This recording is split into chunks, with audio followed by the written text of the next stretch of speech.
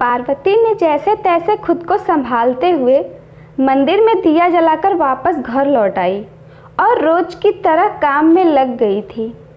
पारो भले ही काम में व्यस्त थी, पर उसका दिल और दिमाग तो मानो अटक गया था उसी हादसे पर, और वो कांप उठती थी। पार्वती की छोटी माँ भी कम नहीं थी, बड़ी ही क्रूर और अकड़ू स्वभाव की थी।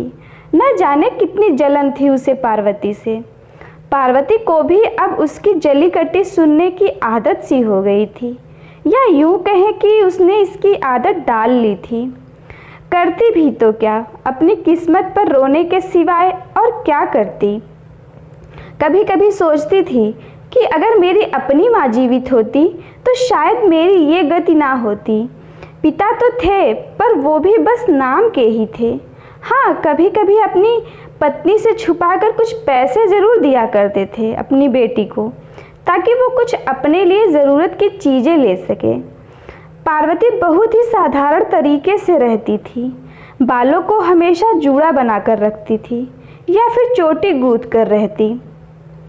सूती सिंपल सी साड़ी पहने हुए रहती थी और सारा दिन सिर्फ घर गृहस्थी के कामों में खुद को व्यस्त रखती थी, ताकि शिव की यादों से दूर जा सके। पर वो चाह कर भी ऐसा नहीं कर पाती थी। शिव की यादें उसे अपने आगोश में ले ही लेती थी। इधर शिव भी अपने पापा के ज्वेलरी शॉप की सारी जिम्मेदारी संभाल लिया था और सारा दिन शॉप पर ही रहता था। कभी कभी शिव सोचता कि क्या पारो मुझे भूल गई है, जो इतने दिनों के बाद भी मेरे लिए एक संदेश भी नहीं भेजी। उसे मेरी याद नहीं आती तो मैं भला उसे क्यों याद करूं? गई तो बड़ी अकड़ कर थी, तो रहे अकेले। उसे जब मेरी नहीं पड़ी है तो भला मैं उसे क्यों याद करूं? खुद से ही शिव बातें करता रहता था।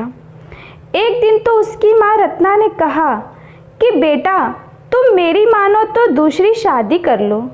छोड़ो उस गंवार लड़की को, जिसने कि हमारी कोई मान मर्यादा ही नहीं रखी है। भला तुम उसके लिए क्यों खुद को तकलीफ दे रहे हो? मेरी मानो तो एक लड़की है मेरी पहचान की। मेरा तो पूरा मन था उसी से तुम्हारी शादी हो, पर तुम्हारे पापा मेरी सुने ही नहीं। रत्ना बिना रुके बिना थके बस बोलते ही जा रही थी, पर शिव के कानों पर तो जू तक नहीं रेंगा, मानो उसे कुछ भी नहीं सुनाई दे रहा था, और वो बिना कुछ कहे ही चला गया। रत्ना फिर से बड़बड़ाते हुए बोली कि हे भगवान, सत्यानाश हो उसका। कहने को तो मेरे बेटे की ज़िंदगी से चली गई है, पर जाकर भी नहीं गई है, और इस बेवकूफ़ को कैसे समझाऊं? मैं समझ नहीं आ रहा है। माथे पर हाथ रखते हुए बोली। पार्वती सुबह 4 बजे तक उठ जाती थी और पूरे घर की साफ सफाई करके खुद भी स्नान करके घर के बाहर वाले मंदिर में जाती थी और पूरे मंदिर को पानी से धोती थी और फिर पोछा लगाती थी। उसके बाद पूरे देवी देवता को फूल माला चढ़ाती, दिया जलाती थी। पूरे विधि से पूजा पाठ करने के बाद ही घर का दूसरा काम किया करती थी। धीरे धीरे 5 साल बीत गए थे। अब वो पार्वती राम शिव की यादों से भी कुछ हद तक बाहर निकल गई थी। अब तो बस पूजा पाठ करना और घर का काम करना, बस यही ज़िंदगी थी उसकी। इससे ज़्यादा अब तो उसे किसी वस्तु की चाहत थी और ना ही किसी से कोई शिकायत थी। इधर रत्ना की तबीयत हमेशा ख़राब ही रहती थी। कभी कोई परेशानी होती तो कभी कोई परेशानी होती थी, लेकिन अभी भी वो शिव को दूसरी शादी के लिए राज़ी करने में कोई कसर नहीं छोड़ती थी, पर हर बार उसे निराशा ही मिलती थी। रत्ना को यही चिंता सता रही थी कि शिव के बाद तो और कोई भी नहीं बचेगा जो कि मेरा वंश आगे बढ़ाएगा। उसे तो बस अपना वंश आगे बढ़ाने के लिए एक वारिस ही चाहिए था। शिव हमेशा चुपचाप ही रहता था। अपने कस्टमर के अलावा वो अब किसी से भी ज़्यादा बात नहीं करता था और घर भी कम ही आता था। ऐसा नहीं था कि शिव पारो को भूल चुका था, पर अपने अभिमान के वशीभूत होकर उसे जानबूझकर भुलाए बैठा था। कभी कभी पारो की यादें उसे बेचैन करती तो वो गंगा के उस पार, जहाँ पर वो पारो को पहली बार देखा था, वहीं जाकर बैठ जाया करता। साथ ही कभी कभी तो सोचता भी था कि काश पारो दिख जाए तो यही उससे बात कर लेता। फिर अगले ही पल सोचता कि न जाने उसे मैं याद भी हूँ या भूल गई होगी।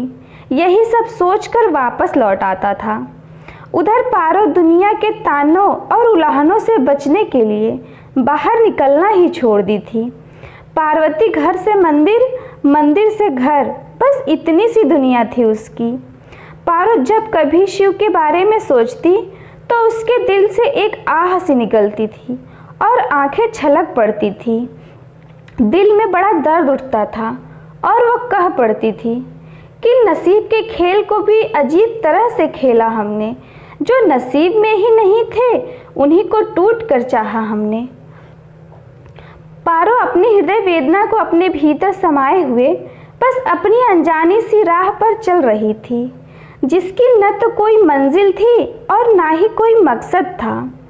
कुछ दिनों के बाद पार्वती के छोटे भाई सुनील की शादी तय हो गई थी और अब तो पार्वती की जिम्मेदारी भी अत्यधिक ही बढ़ गई थी। अब वो पहले से भी ज़्यादा व्यस्त रहने लगी थी। घर के सारे काम तो करती ही थी, साथ साथ बाहर बाजार के भी काम करने पड़ते थे उसे। घर में ढेर सारे मेहमानों का आना जाना भी था, जिनकी जिम्मेदारी भी पारो के ही ऊपर थी। उसे अपने बारे में कुछ भी सोचने की फुर्सत ही नहीं थी। इन सब में एक अच्छी बात ये भी थी कि पार्वती की सहेली सुजाता भी आई हुई थी और उसकी 1 साल की बेटी भी थी। पारो को थोड़ा सा खुश होने का मौका भी मिल गया था, नहीं तो और रिश्तेदार तो बस बेचारगी और लाचारगी ही जताते थे। एक सुजाता ही थी जिससे थोड़ी देर बातें करके पार्वती खुश हो जाती थी। अब तो उसकी बेटी मानो एक खूबसूरत सा खिलौना मिल गया था उसको। सुजाता भी पारो के खाने पीने का और पहनने का ज़्यादा ध्यान देती थी और ज़्यादा से ज़्यादा समय तो वो उसी के साथ रहती थी। जितना हो सकता था काम में उतना हाथ बटाती थी। सुजाता अगर अपनी बेटी परी को अपनी माँ के पास छोड़ जाती तो पारो गुस्सा हो जाती थी और कहती थी कि सुजाता, ये अच्छी बात नहीं है, तू परी को साथ क्यों नहीं लेकर आई? और हाँ, कान खोलकर सुन ले, कह देती हूँ, तू अकेले ना आया कर, मेरी गुड़िया को लेकर आया कर, आंखें दिखाते हुए कहती। सुजाता, अरे हाँ बाबा हाँ, गलती हो गई मेरी अम्मा, अब तो लेकर ही आऊँगी। दोनों हाथों से अपने कान को पकड़ते हुए सुजाता कहती और बड़ी ही खुशी से पारो को देखती और सोचती थी कि चलो थोड़ी ही देर के लिए सही, पारो खुश तो है। धीरे धीरे शादी का दिन भी आ गया और दिन भर की सारी रस्मों रिवाज को पूरा करते हुए शाम को बारात निकलने का समय हो रहा था और घर के जितने भी मेहमान थे सब एक से एक नए नए वस्त्र आभूषण धारण किए हुए इधर से उधर घूम रहे थे और खुशी से इतरा रहे थे। पर पारो अभी भी वही पुरानी सी सूती साड़ी पहनी हुई थी। सुजाता को अच्छा नहीं लगा और वो पारो को ज़बरदस्ती खींचकर एक तरफ ले गई और बोली, क्या पारो, ये तो क्या हाल बना रखी है अपना, कम से कम आज तो कुछ अच्छा पहन लेती, क्या पहना है ये बेरंग सी साड़ी को? पारो झूठी मुस्कान के पीछे अपने आंसुओं को छिपाते हुए, अरे पगली, इतना काम था सारा दिन कि समय ही नहीं मिला अपने लिए, अपने मस्तक पर आए हुए पसीने की बूंदों को पोंछते हुए बोली। सुजाता की नज़र पारो के पैरों पर जाती है तो देखती है पारो ने दोनों पैरों के अंगूठों के बाद वाली अंगुली में छोटी छोटी बिछिया तो पहनी हुई थी पर पायल नहीं था। उसने कहा कि ये क्या, तेरे पायल किधर हैं? पारो, यार अब तो तू ना मुझे परेशान कर रही है, पायल टूटे हुए पड़े हैं और तू तो जानती ही है कि मेरे पास पैसे नहीं थे दूसरे लेने के लिए।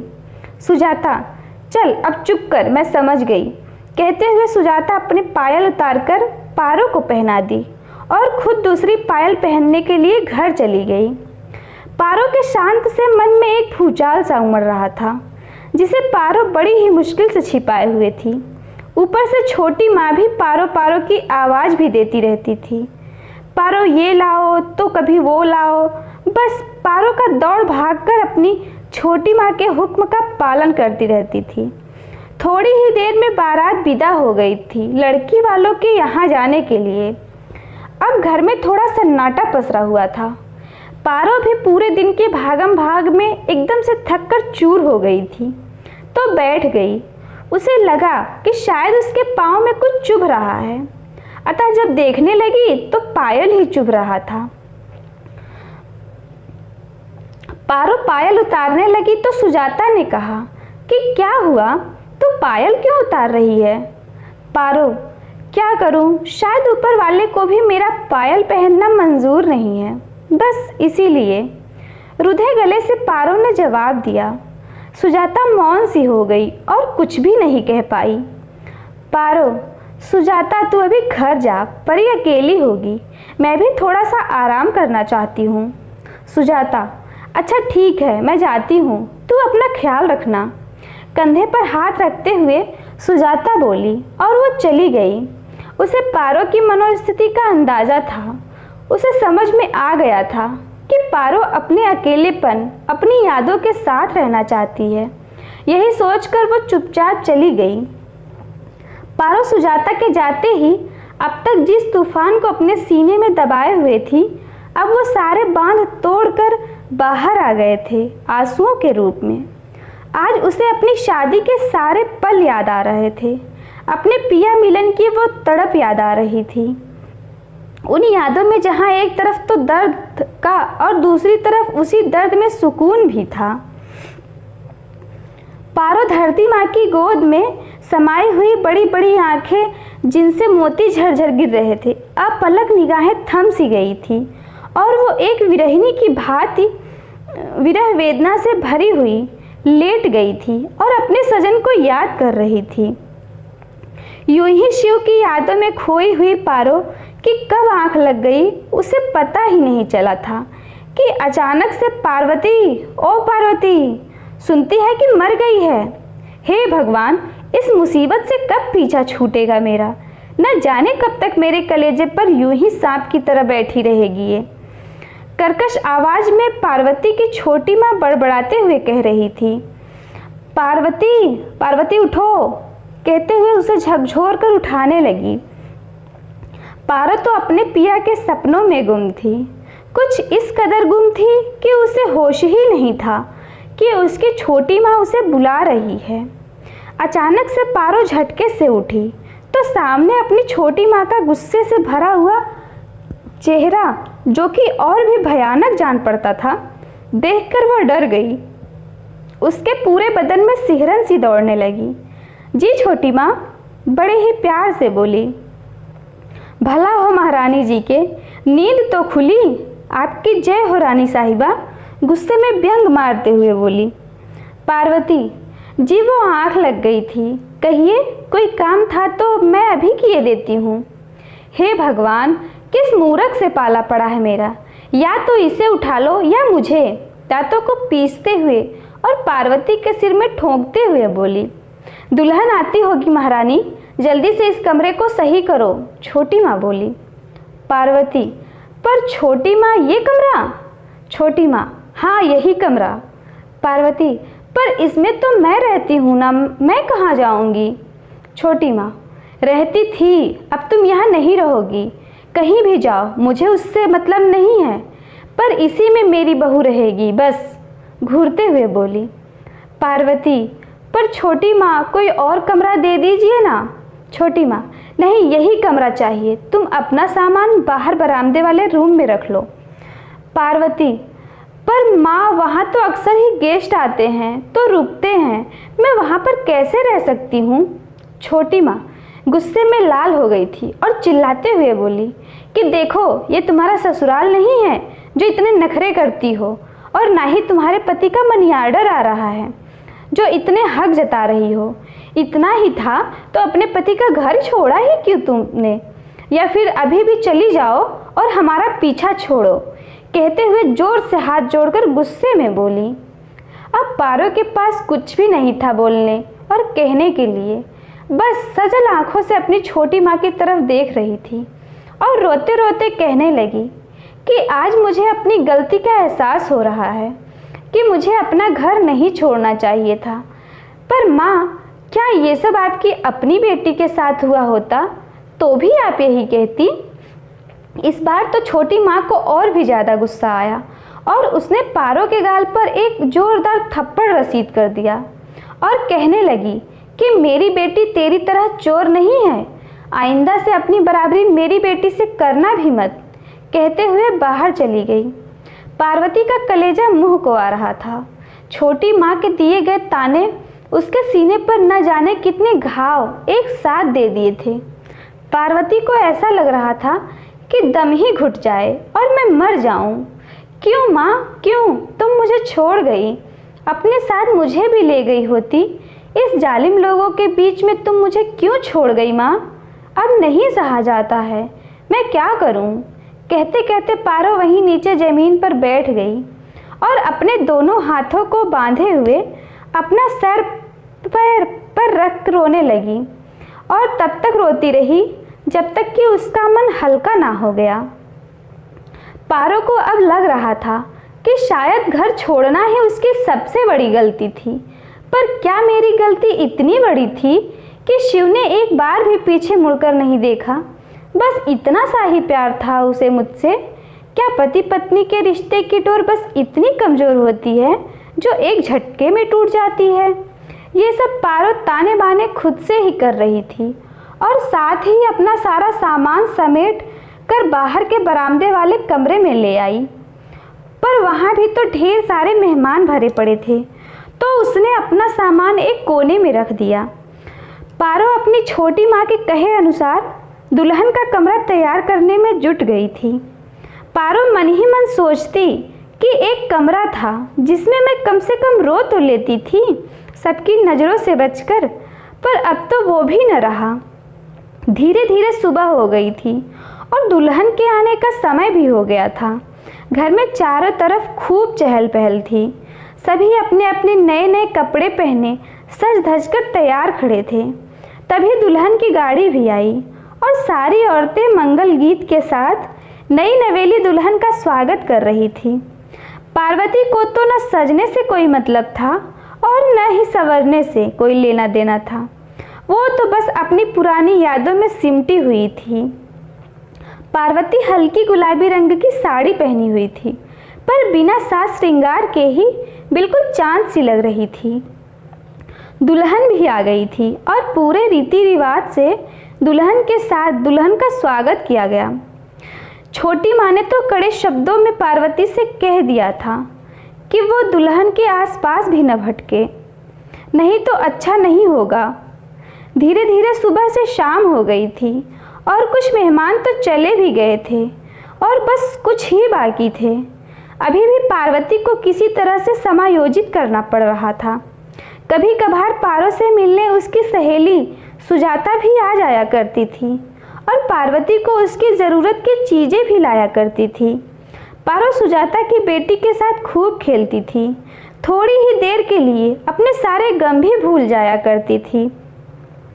कहने को तो पारो की छोटी भाभी ममता तो आ गई थी, पर छोटी माँ ने उसे भी मना कर दिया था कि वो पारो से दूर ही रहे। पर ममता नहीं मानती थी। उसे पारो न जाने क्यों अच्छी ही लगती थी और वो अपनी सास से छिपकर पारो से बातें कर ही लेती थी। पारो को भी अब थोड़ा सा अच्छा लगने लगा था, पर जो खालीपन उसके भीतर था वो तो बस शिव ही भर सकता था। एक दिन पार्वती को बड़ी ही बेचैनी सी महसूस हो रही थी और वो गंगा नदी के किनारे घाट पर थोड़ी देर के लिए बैठ गई और नदी की पानी को बड़ी ही ध्यान से देख रही थी। धीरे धीरे सूर्यास्त हो गया था और घाट पर से भीड़ भी अब कम हो चली थी। अंधेरा छा गया था। पारो अभी भी शांत अवस्था में ज्यों की त्यों ही बैठी हुई थी। घाट पर बहुत ज़्यादा शांति थी। गंगा मैया की लहरें तट पर बार बार आकर टकरा रही थी। उसकी कलकल की आवाज़ें पारो के कान को बड़ा ही सुकून पहुंचा रही थी। आज पारो शिव के ख्यालों में नहीं खोई थी, बस सोच रही थी कि हे गंगा मैया, क्या है मेरा वजूद। जब पति का प्यार लिखा ही नहीं था मेरे जीवन में, तो मेरा विवाह ही क्यों हुआ। कहते हैं कि जब भी हमारे साथ कुछ भी बुरा होता है तो मान लो कि इसके पीछे ज़रूर कुछ अच्छा ही होने वाला होता है, पर मेरे साथ तो कुछ भी अच्छा नहीं हुआ। क्यों हूँ मैं, क्यों जिंदा हूँ मैं। माँ, अब मुझे ले चलो।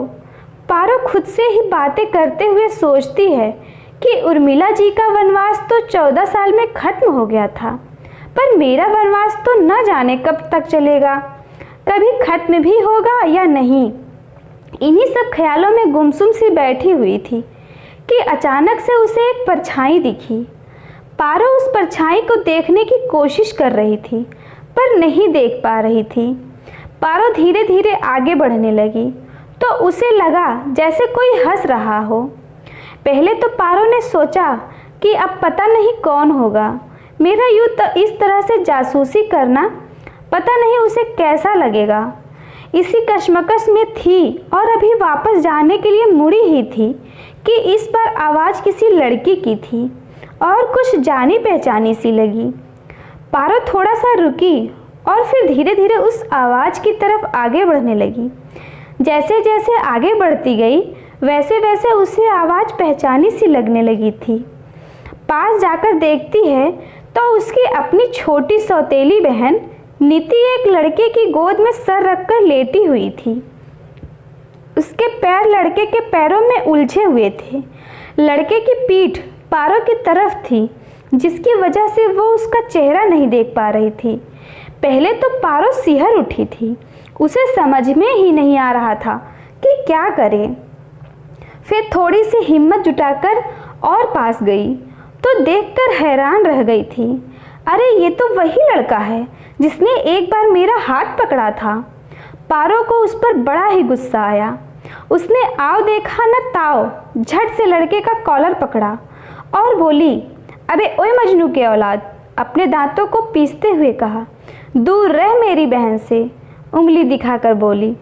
नीति पारो के हाथ को झटकते हुए बोली कि तुम कौन होती हो हमारे बीच में बोलने वाली।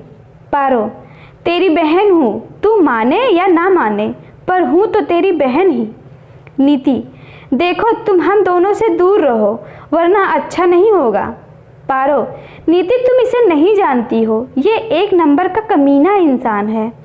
नीति, रहने दो दीदी, इसने तो मुझे पहले ही आपकी सच्चाई बता दिया था, पर मैं ही नहीं मानी थी। अच्छा, जरा मैं भी तो सुनूं कि इसने मेरी कौन सी सच्चाई बताई थी तुम्हें। पारो बड़ी ही शालीनता से पूछी। चलो चलो दीदी, अब ज़्यादा भोली ना बनो। लड़का अभी भी चुपचाप कभी पारो को तो कभी नीति को देख रहा था। पारो, नहीं बोलना, ऐसा क्या है जो तुझे पता है पर मुझे नहीं पता है। नीति खामोश होकर गुस्से में बौखलाई हुई सी पारो को कुछ यूं घूर रही थी मानो कि उसे कच्चा ही खा जाएगी बिना नमक तेल लगाए। गुस्से के मारे उसका सीना तेजी से फूल रहा था। पारो, कह दो ना, क्या हुआ, चुप क्यों हो। बस अब तुम्हारी ही कमी है, कह दो। नीति झल्लाते हुए बोली। क्या सुनना चाहती हो। मनीष ने मुझे बताया था कि तुम उस पर डोरे डालती थी, पर मैं ही इसकी बातें अनसुनी कर दी थी। पारो ने इतना सुनते ही खींचकर एक थप्पड़ रसीद कर दी थी नीति के गाल पर, मानो उसके पैरों से ज़मीन निकल गई थी। उसे कुछ नहीं समझ आ रहा था कि खुद की सफाई कैसे दे, क्या कहे। नीति अपने गालों को सहलाते हुए बोली कि ये तुमने अच्छा नहीं किया दीदी, आज घर आओ तो मैं बताती हूँ। नीति और लड़का मनीष दोनों चले गए। पारो वहीं रेत पर बैठ गई थी। उसकी धड़कनें तेज हो गई थी और होंठ सूख गए थे। पार्वती जी भरकर दिल खोल कर रो रही लेना चाहती थी और रोई भी, खूब रोई, पर उसके आंसुओं को पोंछने वाला दूर दूर तक कोई नहीं था। अगर कुछ था तो बस गंगा की लहरें जो बार बार अपने तट पर टकराती और फिर लौट जाती थी। पारो भी यही सोचती थी कि मैं खुद को जितना संभालने की कोशिश करती हूँ उतना ही टूट कर बिखर जाती हूँ। हे गंगा मैया, मेरा भाग्य कैसा रचा है तूने। मेरी अग्नि परीक्षा कब खत्म होगी माँ, कब खत्म होगी। सीता मैया के राम ने तो उनको वनवास दिया तो कम से कम उनके वियोग में तड़पते तो थे, पर यहाँ पर मेरे राम ने तो वनवास नहीं आजीवन का कारावास दे दिया है, जो कि खत्म होने का नाम ही नहीं ले रहा माँ। रोते रोते पारो अपना दर्द गंगा मैया से कह रही थी।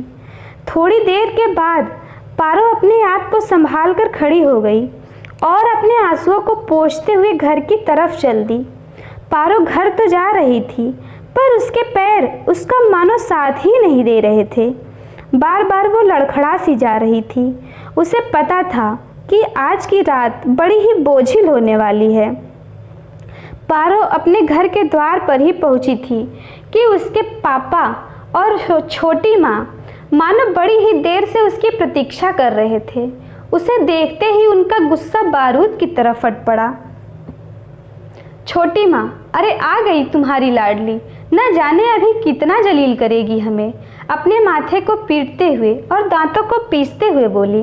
न जाने किस घड़ी में ये कलमुही पैदा हुई थी। पारो के सर पर मारते हुए बोली, अरे मर क्यों नहीं जाती, हमारा पीछा छूटे। पारो एकदम से चुप थी। छोटी माँ अभी भी बोले जा रही थी, कुलक्षणी है ये, पैदा होते ही माँ को खा गई, शादी हुई तो अपना ही घर उजाड़ कर आ गई और अब किसी गैर मर्द की बाहों में झूले झूल कर आ रही है, बदचलन कहीं की। पारो को फिर से मारते हुए बोली, पर पारो अभी भी खामोश थी। पापा ने कहा, पारो जो कुछ भी नीति ने कहा क्या वो सच है? पारो सजल नेत्रों से अपने पापा को बड़ी ही गहराई से देखते हुए बोली कि क्या आपको मुझ पर विश्वास है? उसके पापा सर नीचे कर लिए थे। पारो ने कहा कि मैं अपनी सफाई किसे दूं और क्यों दूं जब मैंने कुछ गलत नहीं किया है। कहते हुए पारो सीधा अपने कमरे में गई और खुद को अंदर से बंद कर लिया और ज़मीन पर ही बैठकर अपनी किस्मत पर रोने लगी। इधर उसकी छोटी माँ बार बार दरवाज़ा धड़ धड़ कर जोर जोर से पीटने लगी थी। पारो अपने दोनों हाथों से अपने दोनों कानों पर रखे हुए बस रो रही थी। पारो को लगता था कि क्या गलती थी उसकी, गहनों को गलती से छुपाना या फिर बिना पति को बताए खुद ही मायके आना। कौन सी भूल हुई थी जिसकी सज़ा खत्म ही नहीं हो रही थी। यूं ही पारो के दिन एक एक कर गुजर रहे थे। हर दिन उसे एक नया कलंक मिलता था। जब कभी कोई मेहमान आ जाता तो पारो से बरामदे वाला कमरा भी छिन जाता था और वो मंदिर में ही किसी तरह से एक रात गुजारती थी।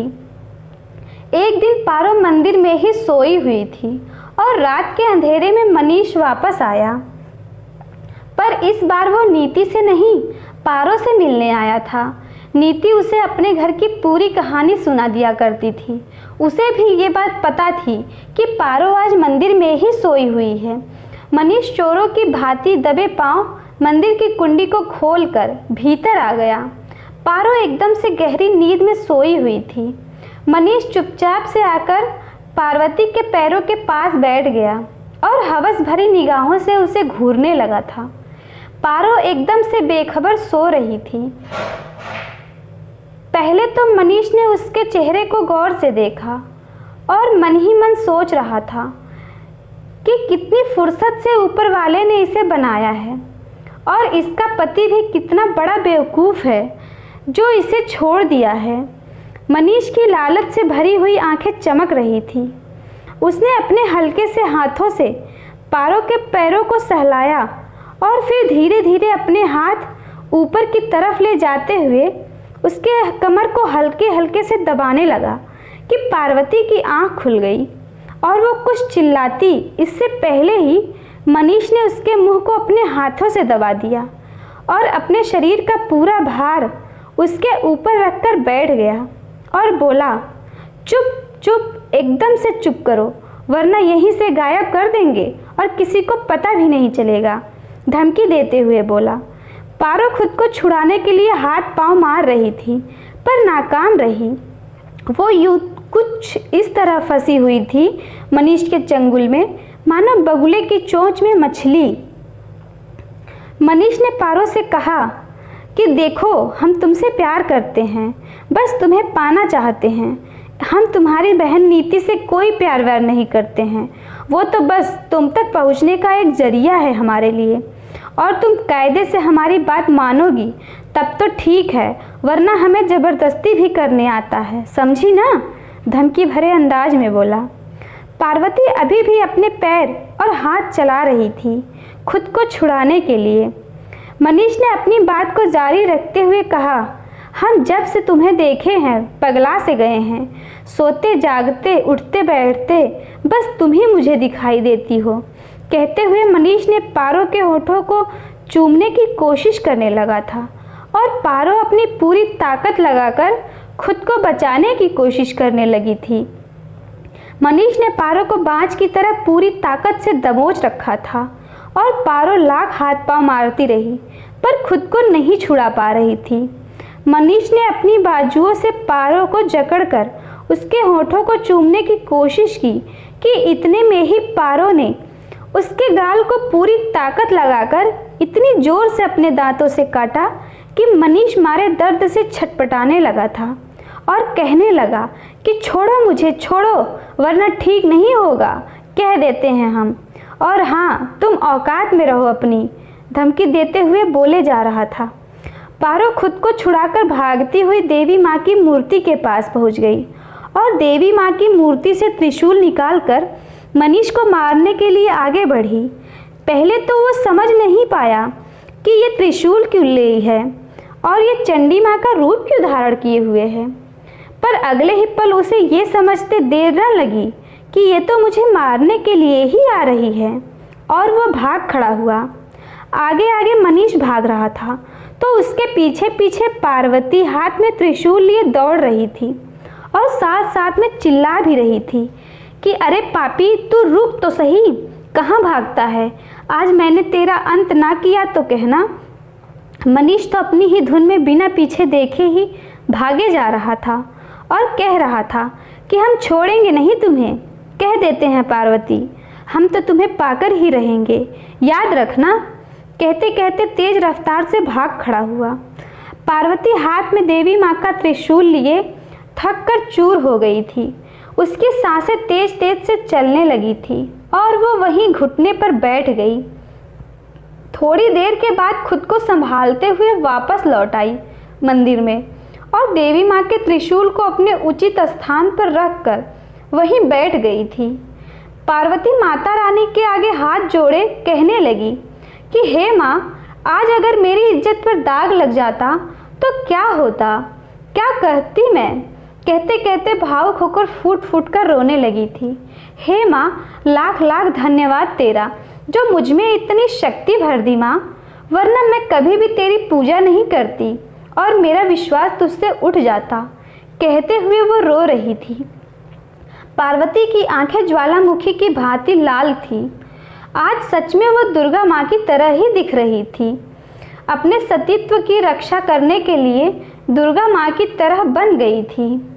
सच ही तो है, औरत अगर लक्ष्मी और सरस्वती का स्वरूप है तो समय आने पर काली और दुर्गा का भी रूप ले सकती है। आज पार्वती इस बात को साबित कर दी थी और वो खुश थी कि आज वो अपने लिए लड़ी है और वो अब अबला नहीं है, सबला है। अब तो वो अपने इज्जत पर दाग नहीं लगने देगी।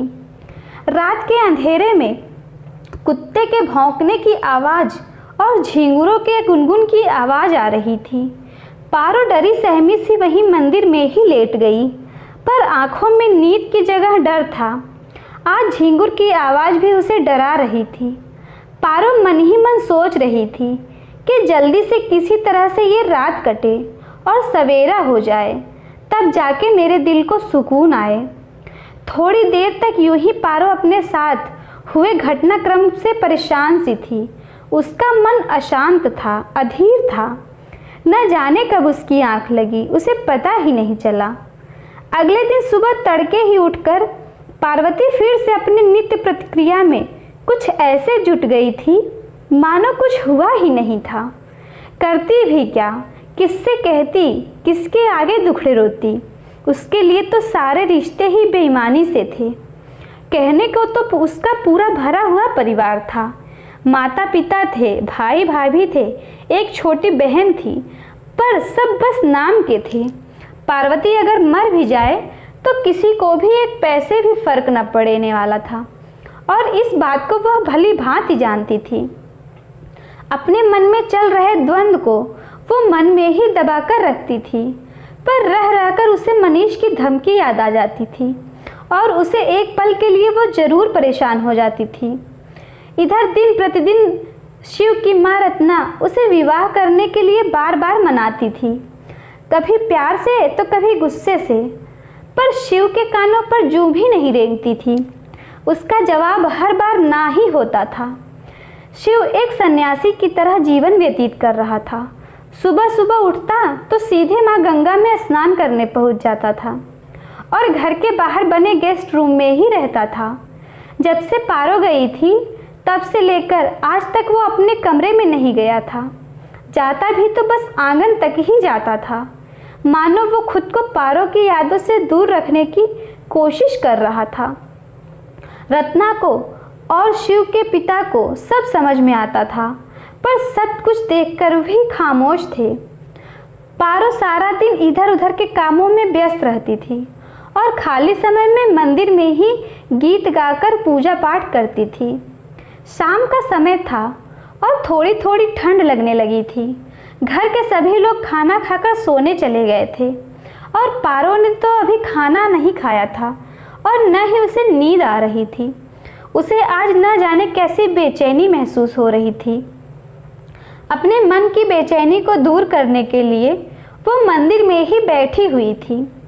उसका मन नहीं हो रहा था कुछ खाने का, इसलिए वो वहीं चुपचाप से बैठ गई थी और सोचा थोड़ी देर बाद जाऊंगी सोने। थोड़ी देर बाद पारो ने मंदिर का दरवाज़ा बाहर से बंद किया और वापस घर जाने लगी थी कि उसे पायल की बड़ी ही मधुर स्वर सुनाई दी, तो वह वहीं पर रुक गई और ध्यान से सुनने की कोशिश कर रही थी कि आखिर ये आवाज़ किधर से आ रही है, पर उसे कुछ भी साफ साफ सुनाई नहीं दिया। अंधेरी रात में कुछ भी नहीं दिखाई दे रहा था। पारो ने उस आवाज़ की तरफ ही बढ़ने का फैसला किया और वह उस पायल की आवाज़ के पीछे पीछे चल दी।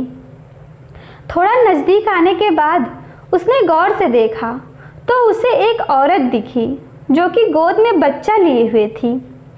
पार्वती आश्चर्यचकित होकर उसे देख रही थी और सोच रही थी कि ये इस तरह से रात के सन्नाटे में बच्चे को लेकर कहाँ जा रही है। मुझे देखना चाहिए, कहीं कोई बच्चा चोर तो नहीं है, मन ही मन विचार करते हुए बोली और उस औरत का पीछा करने लगी। पार्वती उस अनजान औरत के पीछे पीछे चल दी। थोड़ी ही देर में उसने देखा कि वो औरत तो गंगा नदी के ऊपर पुल पर चढ़ गई। पारो को अभी तक कुछ नहीं समझ आ रहा था कि आखिर वो करने क्या वाली है। औरत पुल पर खड़ी हो गई और इधर उधर देखते हुए पानी को कुछ इस तरह से देख रही थी मानो गहराई नाप रही हो। पारो को अब इतना तो समझ आ ही गया था कि ये औरत जरूर कुछ गलत करने वाली है या फिर बच्चे के साथ कुछ करने वाली है। बच्चा औरत के कंधे पर गहरी नींद में सोया हुआ था। पारो इतना समझते ही बिना एक पल के देरी किए दौड़ते हुए औरत के पास पहुंचने की कोशिश करने लगी। औरत ने बच्चे को दोनों हाथों से पकड़कर पानी में फेंकने ही वाली थी कि पारो ने उसे पकड़ लिया और उससे बच्चे को छीन लिया और धिक्कारते हुए बोली, पारो, छी छी, कैसी माँ हो तुम जो अपने ही बच्चे को मारने जा रही थी। औरत मौन हो बस रो रही थी। पारो, अरे बच्चे तो भगवान का दूसरा रूप होते हैं। भगवान ने तुम्हें अनमोल तोहफा दिया हुआ है और तुम, छी, कैसी माँ हो तुम। औरत अभी भी मौन धारण किए सिसक सिसक कर रो रही थी। पारो, माँ तो वो होती है जो खुद मिट जाती है पर अपने बच्चे पर आँच भी नहीं आने देती है। माँ अपने बच्चे के लिए तो पूरी दुनिया से टकरा जाती है और तुम अपने ही बच्चे को मारने चली थी। भगवान ने न जाने क्यों तुम्हें माँ बनाया। क्या मुँह दिखाती तुम ऊपर वाले को। तुम जैसी औरतों को तो बाँझ ही रहना चाहिए। भगवान को बच्चा देना ही नहीं चाहिए था।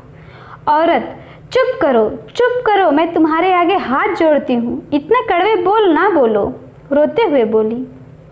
पारो, क्यों ना बोलूँ, जरूर बोलूँगी। तुम माँ कहलाने के लायक ही नहीं हो। तुम माँ कहलाने के लायक तो क्या, माँ शब्द पर एक बदनुमा दाग हो। धब्बा हो तुम, धब्बा, आंखें दिखाते हुए बोली। औरत अपने दोनों हाथों से अपने कानों को ढककर चिल्ला पड़ी थी कि चुप हो जाओ तुम। पारो बच्चे को अपनी गोद में संभालते हुए एक हाथ से उसके मुख को निहारते हुए कहती है कि हाय, वारी जाऊं मैं, कितना प्यारा रूप है, एकदम सुंदर सलोना कृष्ण सा।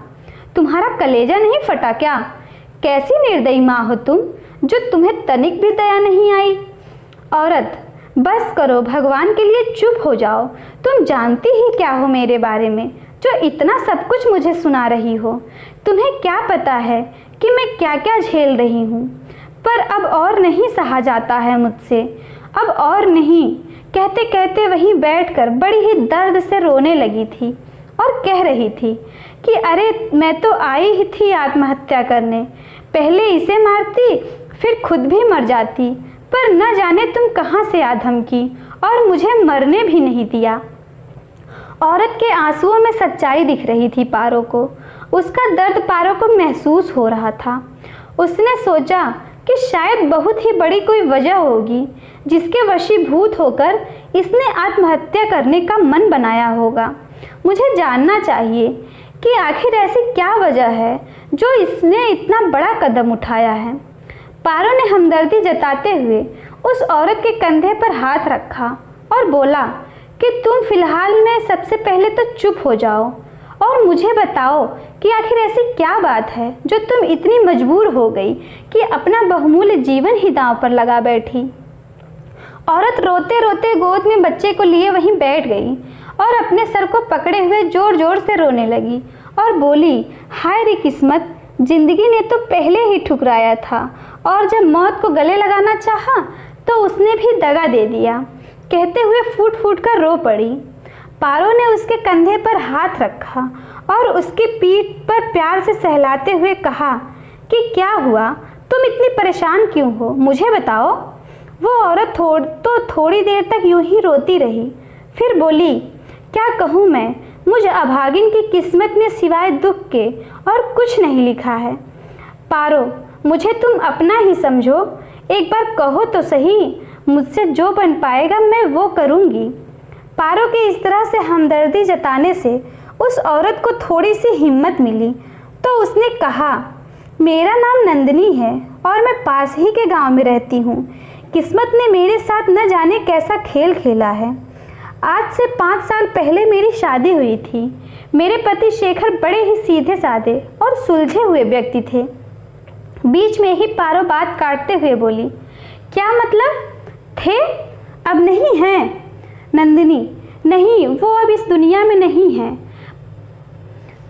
पार्वती का जी भराया और उसके आंसू आ गए और वो बोली, कैसे हुआ ये सब? नंदिनी, मैं और शेखर हम दोनों शादी के बाद हनीमून पर मनाली गए हुए थे और रोड एक्सीडेंट में उनकी मौत हो गई और मैं पागल सी हो गई थी। मेरे देवर मुझे मनाली से ले तो निभा आए और सबको यही लगता कि मैं अपने पति की मौत की वजह हूँ। मेरी सास के तानों ने तो मेरा जीना दूभर कर दिया था, तो मैं अपने पिता के घर आ गई। पर एक जवान विधवा लड़की को ये दुनिया जीने दे तब ना। मैं कभी भी बाहर आती जाती नहीं थी। मेरी हालत देख मेरे माँ पापा ने मुझे पढ़ाई पूरी करने के लिए कहा। मैंने भी अपनी पढ़ाई शुरू कर दी। छोटी उम्र में ही मुझे ज़िंदगी ने इतना बड़ा दर्द दिया था और ऊपर से शेखर की यादें भी मुझे घेरे हुए थी। धीरे धीरे करीब 1 साल बीत गया था और मैं फिर से नॉर्मल हो रही थी कि इसी बीच किस्मत ने एक बार फिर से मेरे साथ गंदा खेल खेला। एक दिन मैं कॉलेज से लौट रही थी और तेज़ तेज़ बारिश शुरू हो गई और मैं सड़क के किनारे एक शॉप में खड़ी हो गई। काफ़ी देर तक बारिश के थमने का इंतज़ार कर रही थी, पर बारिश थी जो रुकने का नाम ही नहीं ले रही थी। मैंने ध्यान से इधर उधर देखा तो एक लड़का भी था जो मेरे साथ ही रुका हुआ था और वो न जाने कब से मुझे घूरे जा रहा था। मुझे कुछ अजीब सा लगा तो मैं उस शॉप से बाहर निकल गई और बारिश में भीगते हुए घर के लिए चल दी। मुझे लगा जैसे कोई मेरा पीछा कर रहा है, तो मैं और तेज तेज चलने लगी थी। मेरे घर का रास्ता कोई 1 किलोमीटर तक सुनसान है। मैंने पीछे मुड़कर देखा तो वही लड़का मेरे पीछे पीछे आ रहा था। मैं और भी तेज़ी से चलने लगी तो वो भी तेज चलने लगा। मैं दौड़ने लगी तो वो भी दौड़ने लगा और मुझे पकड़ लिया। कहते कहते वो रो पड़ी। पारो ने उसे चुप कराते हुए कहा कि फिर क्या हुआ? नंदिनी अपने आंसुओं को पोंछते हुए, वही जो नहीं होना चाहिए था। उस लड़के ने मेरे साथ ज़बरदस्ती किया और मैं लाख हाथ पांव मारने के बावजूद भी खुद को नहीं बचा पाई। हार गई, मैं हार गई, कहते हुए नंदिनी फपक फपक कर रो पड़ी और उसके साथ पारो भी रोने लगी। थोड़ी देर तक यूं ही सन्नाटा पसरा रहा। फिर चुप्पी तोड़ते हुए पारो बोली, नंदिनी तुम्हारे साथ बहुत ही बुरा हुआ, पर फिर क्या हुआ? नंदिनी खुद को संभालते हुए बोली, फिर क्या होना था? वो लड़का अपनी हवस मिटाकर भाग खड़ा हुआ और मैं किसी तरह से खुद को संभालते हुए घर पहुंची और अपनी माँ से सारा हाल कह सुनाया। माँ ने मुझे चुप कराते हुए समाज का वास्ता देते हुए बोली, चुप हो जा और बेटा भूल जा इस बात को। किसी से भी इस बारे में बताने की कोई ज़रूरत नहीं है, नहीं तो कीचड़ तुम पर ही उछाला जाएगा। लोग यही कहेंगे कि एक तो जवान लड़की थी, ऊपर से विधवा थी, होगा किसी लड़के से चक्कर, अतः अपने पाप को छुपाने के लिए झूठ बोल रही है, वगैरह वगैरह। माँ ने ये बात किसी को नहीं बताई, पापा को भी नहीं। मैं भी डर गई, पर उस बात का मुझ पर बड़ा ही गहरा असर पड़ा और मैं धीरे धीरे डिप्रेशन में चली गई। मेरी पढ़ाई लिखाई सब छूट गया था। मैं हमेशा उदास सी खोई खोई सी रहने लगी थी। धीरे धीरे काफ़ी समय बीत चुका था। हालांकि उस दौरान मुझे मिचली उल्टियाँ आती रही। धीरे धीरे मेरा पेट भी थोड़ा सा बाहर निकल रहा था। तो एक दिन माँ ने मुझे डॉक्टर के पास ले गई। डॉक्टर ने मेरा चेकअप किया तो बताया कि मैं 6 महीने की प्रेग्नेंट हूँ। इस खबर से तो मानो हमारे ऊपर वज्र गिर गया हो। मेरी माँ छाती पीट पीट कर रोने लगी और डॉक्टर से बोली कि ये बच्चा नहीं चाहिए, किसी तरह से इस बच्चे से पीछा छुड़ा दीजिए, नहीं तो मेरी बेटी की ज़िंदगी बर्बाद हो जाएगी। डॉक्टर ने मेरी माँ को समझाया कि अब कुछ भी नहीं हो सकता है, क्योंकि बहुत देर हो चुकी है। अगर हमने फिर भी अबॉर्शन किया तो फिर हो सकता है कि हम आपकी बेटी को भी नहीं बचा पाएँ।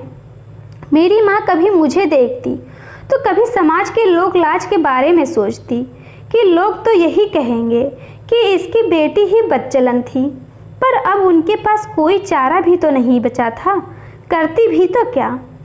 माँ ने घर वापस आकर पापा से सारी बातें कह सुनाई। पापा को भी माँ पे बड़ा ही गुस्सा आया कि इतना सब कुछ हो गया मेरी बेटी के साथ और तुमने मुझे बताना ज़रूरी नहीं समझा। पर वो कहते हैं ना, अब पछताए का हो जब चिड़िया चुग गई खेत। माँ मुझे लेकर नानी के घर आ गई और मेरी डिलीवरी तक वहीं रुकी रही। मेरी नानी ने माँ को सुझाव दिया कि बच्चे को हम किसी अनाथालय में चुपके से छोड़ आएंगे। धीरे धीरे मेरी डिलीवरी का समय भी निकट आ गया था और वो पल भी आ गया जब डॉक्टर ने बच्चा पहली बार मेरी गोद में डाला। माँ शब्द में ही पूरा संसार समाया हुआ है और बच्चे में भगवान का दिया हुआ एक अनमोल तोहफा होते हैं। भला बच्चे किसे नहीं पसंद होते हैं। घर आंगन में जब उनकी किलकारियाँ और अटखेलियाँ गूंजती हैं तो मानो एक माँ के हृदय में न जाने कितने ही तार और झनकार के सुर एक साथ छिड़ जाते हैं। हर औरत माँ बनना चाहती है। बच्चे के लिए न जाने कितने ही मंदिर और मस्जिद पर जाकर अपना माथा टेकाती है। मैं थी इस बच्चे के लायक। क्या ये बच्चा मुझे इस तरह से मिलना चाहिए था? जब पहली बार डॉक्टर ने मुझसे कहा कि कांग्रेचुलेशंस, आपको बेटा हुआ है, कहते हुए बच्चे को मेरी गोद में दे दिया, तो मुझे कुछ भी महसूस नहीं हुआ। समझ ही नहीं आ रहा था कि क्या करूं और मैं बच्चे की तरफ पीठ करके सो गई। बच्चा थोड़ी ही देर में के बाद भूख के मारे रो रहा था।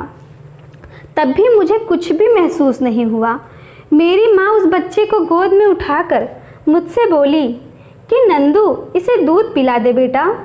तो मैं फूट फूट कर रोई और यही कहती गई कि मुझे ये बच्चा नहीं चाहिए माँ, मुझे ये बच्चा नहीं चाहिए।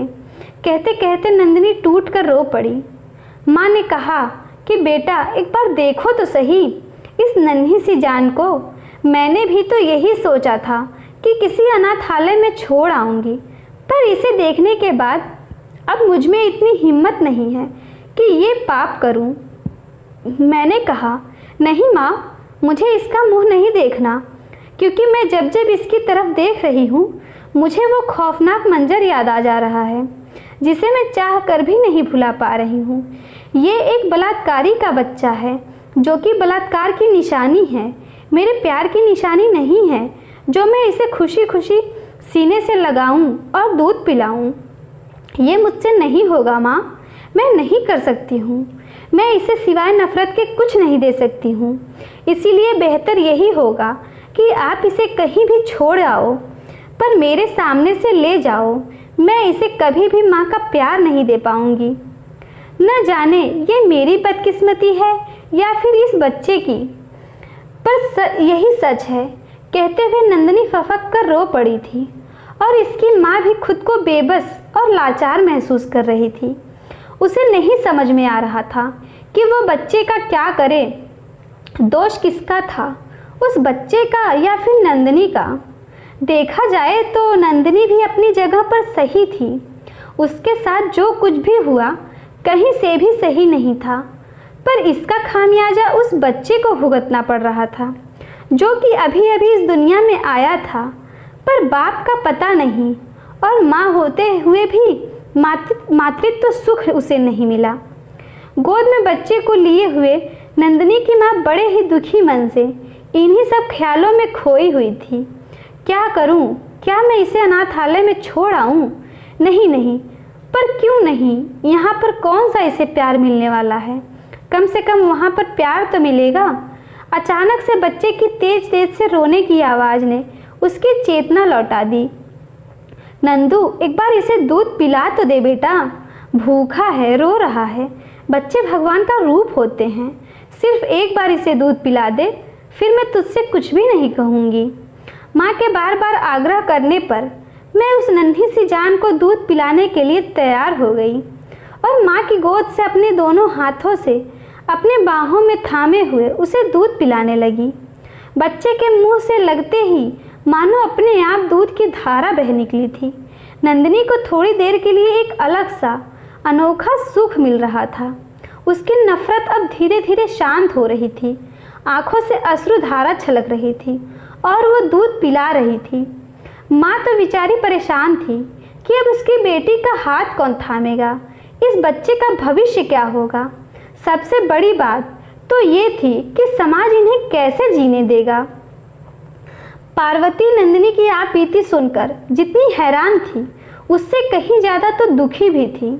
पारो बस निःशब्द से सुन रही थी।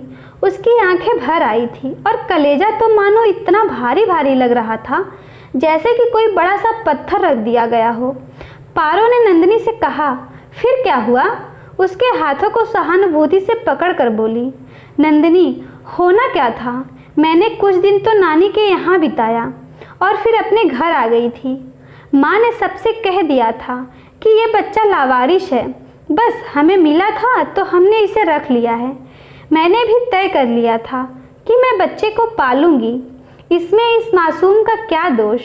मैं कोशिश भी करती थी, पर न जाने क्यों मैं जब भी उसे गोद में लेती तो मुझे वो मनहूस दिन ही याद आता और फिर से मैं इसे बिस्तर पर फेंक देती थी और ज़ोर ज़ोर से चिल्लाने लगती थी। मैं चाह कर भी इसे न तो माँ की ममता दे पा रही थी और ना ही इसे इसका हक दे पा रही थी। कभी कभी मैं सोचती थी कि इसमें इसकी क्या गलती है, मैं इससे प्यार क्यों नहीं कर पा रही हूँ। आखिर 9 महीने तो अपने खून से सींचा तो मैंने ही है, फिर क्यों नहीं अपना पा रही हूँ। ढेर सारे सवाल करती थी खुद से और मेरे पास जवाब भी नहीं रहता था। मेरी माँ भी मुझसे यही कहती थी कि नंदू बेटा, तुम इस बच्चे के साथ नाइंसाफ़ी कर रही हो। मुझे और भी गुस्सा आया। मैंने पूछा, क्या आप सब ने मेरे साथ गलत नहीं किया? आप सब मेरे लिए, मुझे न्याय दिलाने के लिए कुछ किए नहीं ना? आज मेरी जो भी हालत है उसके जिम्मेदार आप ही सब हैं। आप सब मेरे लिए खड़े होने की बजाय उल्टा मुझे ही गुनहगार बना दिया, घर की चार दीवारी में बिठा दिया। मेरी बातें सुनकर माँ कुछ भी नहीं बोल पाई। बोलती भी तो क्या, अब मुझसे नहीं सहा जाता है। इसीलिए मैंने आत्महत्या करने की कोशिश की और नदी के तट पर चली आई। मैंने सोचा कि यहीं से बच्चे को लेकर गंगा मैया की गोद में छलांग लगा दूंगी, पर न जाने कहाँ से तुम आ गई। पारो, नंदिनी माना कि तुम्हारे साथ गलत हुआ है।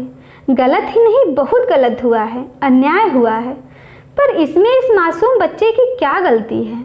बच्चे के माथे को सहलाते हुए बोली, अरे अभी तो इसने अपनी आंखें ही नहीं खोली हैं और तुम इससे इसकी ज़िंदगी ही छीन लेना चाहती हो। रूधे हुए स्वर में बोली नंदिनी, पर मैं इस पाप की निशानी को अब और नहीं सह पा रही हूँ। अब मुझसे नहीं हो रहा है। अभी तो ये हाल है, सोचो जरा, जब ये बड़ा होगा और इसे पता चला कि ये पाप की निशानी है, नाजायज़ है, तब क्या होगा?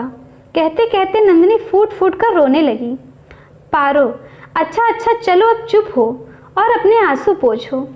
पारो अपने आंचल के छोर से नंदिनी के गालों को पोंछने लगी और बोली, नंदिनी एक काम करो, ये बच्चा तुमने मुझे दे दो। तुम्हें ना सही, पर मुझे तो बहुत ही बड़ा सहारा मिल जाएगा। मेरी उलझी हुई ज़िंदगी को एक डोर मिल जाएगी जिसके सहारे मैं अपनी पूरी ज़िंदगी काट लूँगी। पारो की आवाज़ में कशिश थी, दर्द था, जो नंदिनी बखूबी समझ रही थी। पारो ने कहा, तुम्हें एक मासूम की हत्या भी नहीं करनी पड़ेगी और इसे भी ममता की छाँव मिल जाएगी। नंदिनी ने बच्चे को तुरंत ही पारो की गोद में डाल दिया और कहने लगी कि सच में आज भी यशोदा मैया जिंदा है, जो इस अभागे को तुम्हारे रूप में मिली। कहते हुए नंदिनी पारो के चरणों में गिर गई और रोने लगी। पारो ने उसे प्यार से उठाया और गले लगाते हुए बोली, नंदिनी, जब भी तुम्हारा मन होगा तुम इससे मिल सकती हो, मुझे तनिक भी आपत्ति नहीं होगी। नंदिनी बार बार पारो को धन्यवाद देती हुई वहाँ से चली गई। पारो नंदिनी को यूँ जाते हुए ध्यान से देख रही थी और देखते ही देखते नंदिनी धीरे धीरे अंधेरे में गुम हो गई। पारो बच्चे को गोद में लेकर उसके मुंह से टॉवेल को हटाते हुए ध्यान से देखने की कोशिश करने लगी। सहसा उसके मुख से निकल पड़ा, हाय कितना प्यारा है तू, मानो आसमां से उतरा हुआ एक अनमोल सितारा है तू। आह कितना सुंदर हो तुम, बिल्कुल बांके बिहारी की तरह। रूप मिला है तुम्हें, कहीं मेरी नज़र ना लगे। यूँ बलाएं लेते हुए खुशी के मारे उसकी आंखें भर आई और वो बच्चे को लेकर वापस घर आ गई। बच्चे को देखते ही घर में तो मानो भूचाल सा आ गया। हे भगवान, देख लो, अब तक तो अकेली ही हमारे कलेजे पर मूंग दर रही थी, ऊपर से न जाने किसका पाप उठा लाई ये नालायक।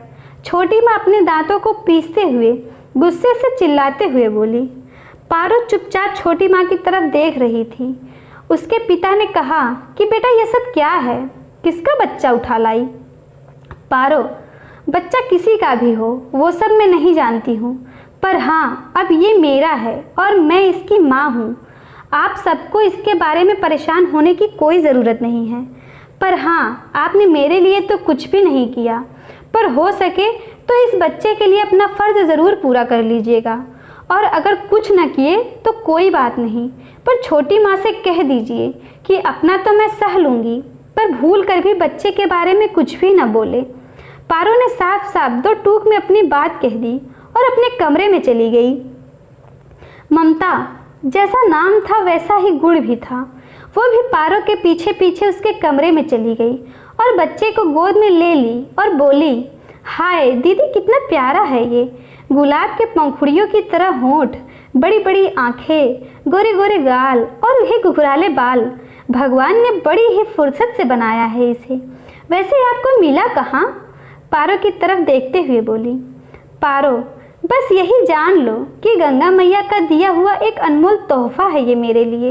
इससे ज़्यादा तुम ना कुछ पूछो और मैं वो सब बता नहीं पाऊँगी। आज का सत्य यही है कि ये मेरा बेटा है और मैं इसकी माँ हूँ। बच्चे के गालों को चूमते हुए बोली ममता। चलो दीदी, पक्का मैं आज के बाद आपसे कुछ भी नहीं पूछूंगी। पर हाँ, एक बात तो मैं ज़रूर पूछूंगी कि इसका नाम क्या रखना है। कहते हुए हंसने लगी पारो।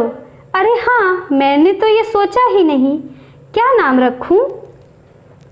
इसके आगे की कहानी अगले भाग में। धन्यवाद।